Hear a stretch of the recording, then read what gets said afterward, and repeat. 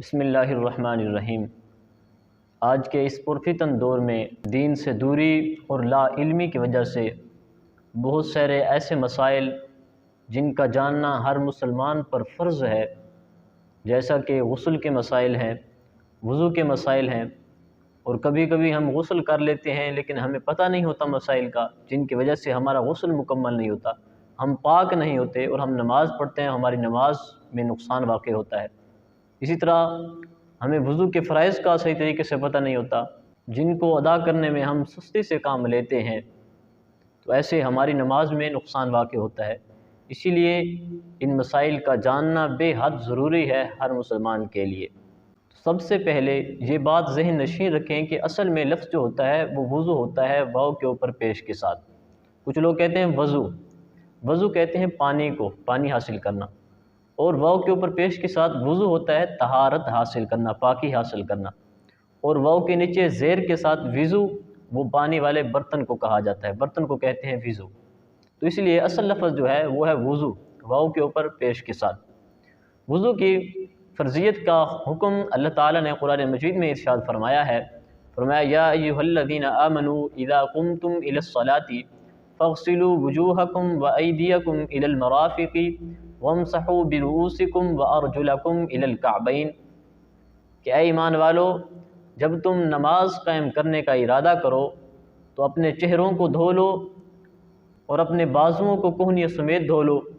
وامسحوا برؤوسکم، اور اپنے سر کا مسح کر لو، اور اپنے پاؤں کو ٹخنوں سمیت دھو لو۔ یہی وضو کے 4 فرائض ہیں جن کو اللہ رب العزت نے اس آیت مبارکہ کے اندر ذکر فرمایا، یعنی کہ پہلا ہے چہرہ دھونا، دوسرا ہے اپنے بازو کہنیوں سمیت دھونا، تیسرا ہے اپنے چوتھائی سر کا مسح کرنا، چوتھا ہے اپنے پاؤں کو ٹخنوں سمیت دھونا۔ اور وضو کے واجب ہونے کے لیے کیا شرائط ہیں، یعنی کن لوگوں پر وضو کرنا واجب ہے؟ نمبر 1، انسان کا بالغ ہونا۔ اگر کوئی، یہ مسئلہ بھی سن لیں، اگر کوئی نابالغ بچہ ہے، چھوٹا بچہ ہے، وہ قرآن کو چھو لیتا ہے، ایسا کرنے سے اس بچے کو گناہ نہیں ہوگا۔ بہتر یہ ہے کہ جب بچہ 7 سال کا ہو جائے تو اس وقت اس کو وضو کرنے کا طریقہ، والدین کی ذمہ داری ہے کہ اس کو وضو کرنے کا طریقہ سکھائیں، اس کو نماز کا طریقہ سکھائیں، اور اس کو قرآن مجید پڑھنے کا طریقہ سکھائیں۔ نمبر 2، مسلمان ہونا۔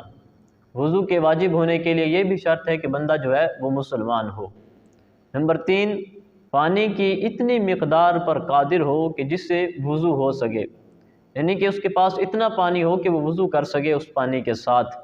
یعنی اگر ایسی جگہ پر ہے کہ جہاں پانی نہیں مل رہا، دور دور تک پانی کا نام و نشان نہیں ہے، اگر وہ اس پانی کے ساتھ وضو کر لے گا تو پانی پینے کے لیے نہیں بچے گا، تو ایسی حالت میں اسلام اس کو حکم دیتا ہے کہ وہ تیمم کر لے۔ نمبر 4، حدث کا پایا جانا، یعنی ناپاکی کا پایا جانا۔ انسان ناپاک ہے تو اس کے بعد پاکی حاصل کرنے کے لیے وضو کرنا واجب ہے۔ نمبر 5، حیض و نفاس سے عورت کا پاک ہونا۔ اور احادیث مبارکہ کے اندر بھی وضو کی بہت زیادہ فضیلت بیان ہوئی ہے،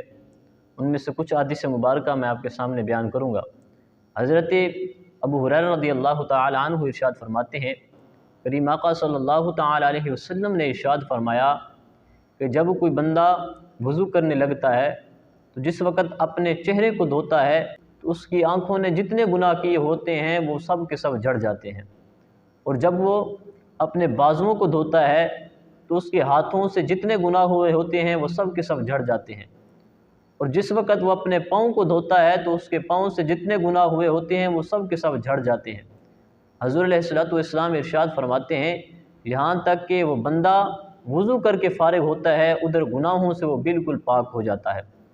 دوسری حدیث مبارکہ حضرت ابو ہریرہ رضی اللہ تعالی عنہ بیان فرماتے ہیں،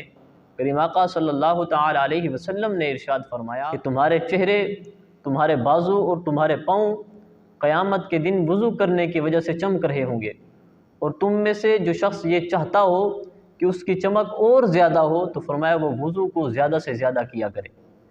تیسری حدیث مبارکہ کریم آقا صلی اللہ تعالی علیہ وسلم ارشاد فرماتے ہیں، میرا حوض کوثر مقام عدن سے لے کر مقام ایلا تک کے فاصلے سے بھی زیادہ بڑا ہے، جس کا پانی برف سے زیادہ سفید اور شہد سے زیادہ میٹھا ہوگا۔ اور حضور علیہ الصلوۃ والسلام فرماتے ہیں میں دوسری امتوں کو اس حوض کوثر سے ایسے دور کروں گا جیسے کوئی بندہ اپنے حوض سے پرائے اونٹوں کو دور کرتا ہے۔ تو صحابہ کرام رضی اللہ تعالی عنہم اجمعین نے عرض کیا یا رسول اللہ صلی اللہ علیہ وسلم